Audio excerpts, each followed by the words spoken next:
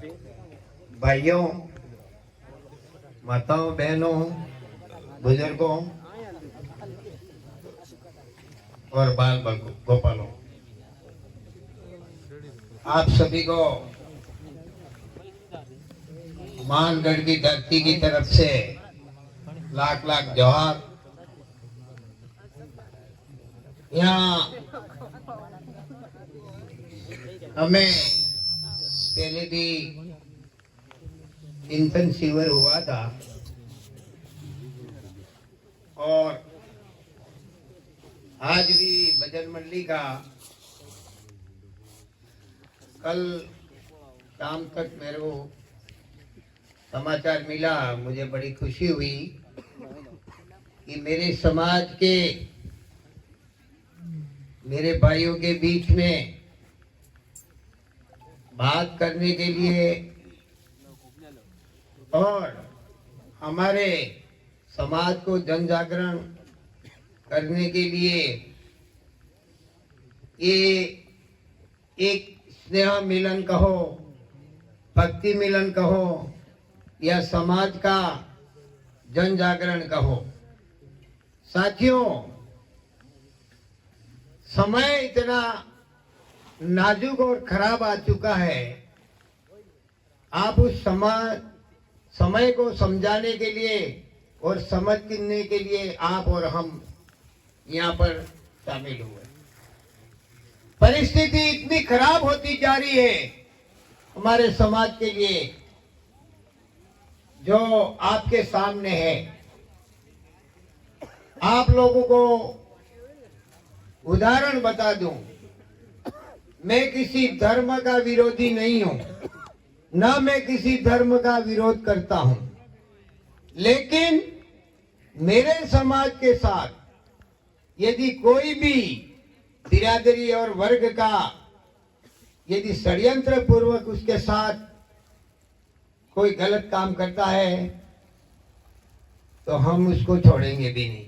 जैसे उदाहरण के लिए आज पूरा कुशलगढ़ हो, बागीदोरा हो, बांसवाड़ा हो, हमारे लोग गुजरात, बड़ौदा, बॉम्बे, महसाणा, पालनपुर, डीसा, अमरेली सभी अभी रोडों के किनारे पर सोए हुए हैं और सुबह 4 बजे उठ के खाना बनाते हैं और खाना बना के नाके पे चले जाते हैं या मजदूरी किसी ठेकेदार के पास में या सेठ के पास रहते हैं।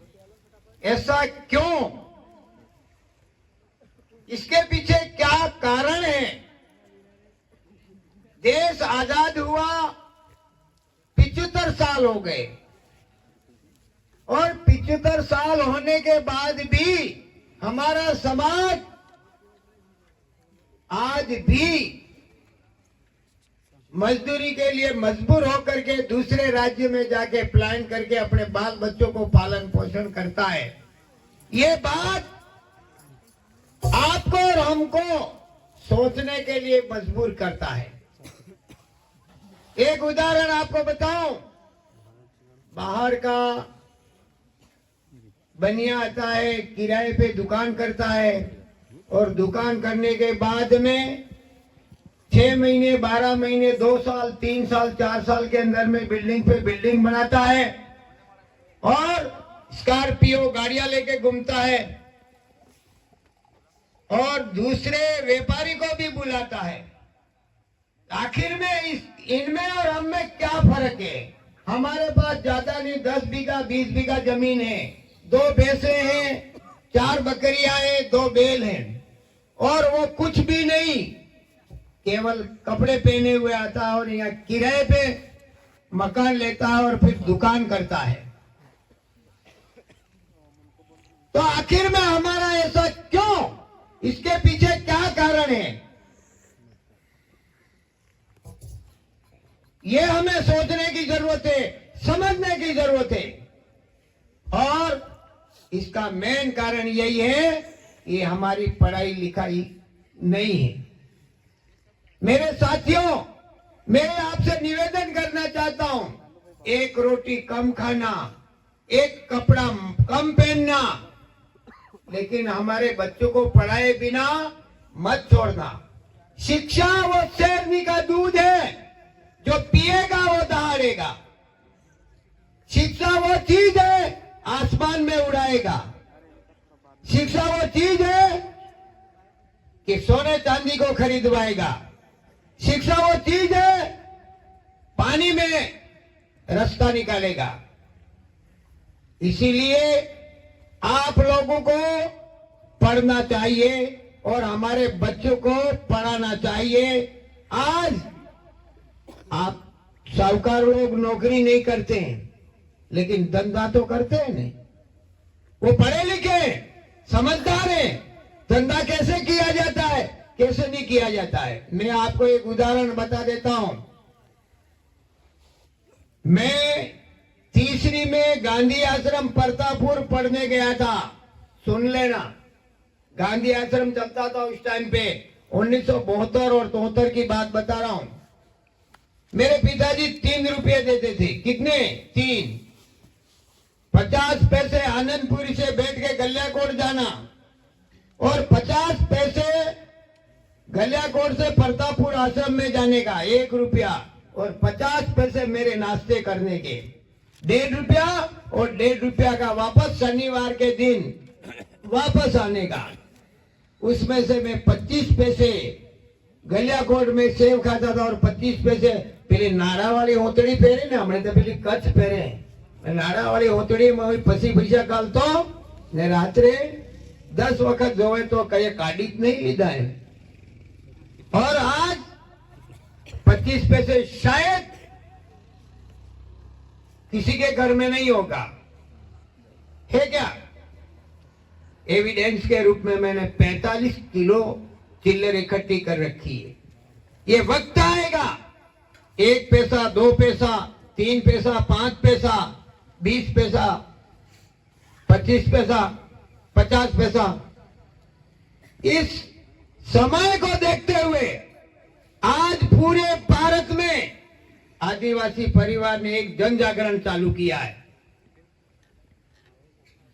2014 से हमारे समाज को कौन से रास्ते पे चढ़ाना, क्या करना, हमारा हक क्या है, हमारा अधिकार क्या है, हमारा धर्म क्या है, हमारा धर्म कोड क्या है।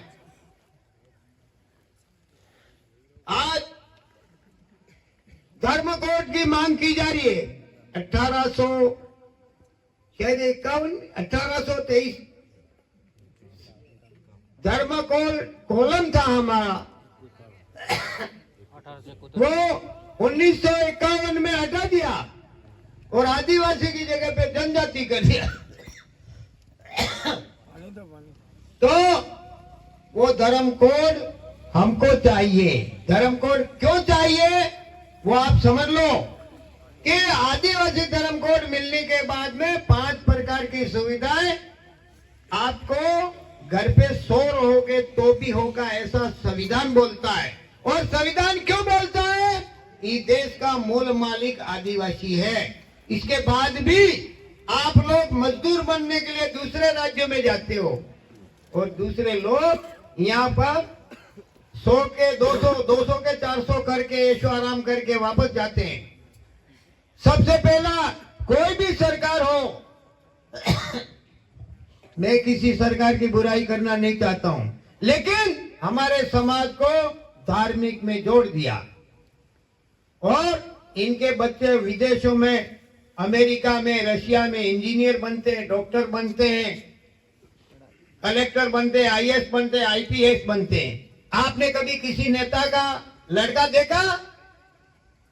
कांवड़ यात्रा में, जुलूस में, दंगे में, झंडा पकड़ने में, राजनीति करने में कभी देखा आपने? फिर आपके बच्चे क्यों जाते हैं दूसरों का झंडा? हमारा झंडा सफेद निशान, लीलू निशान।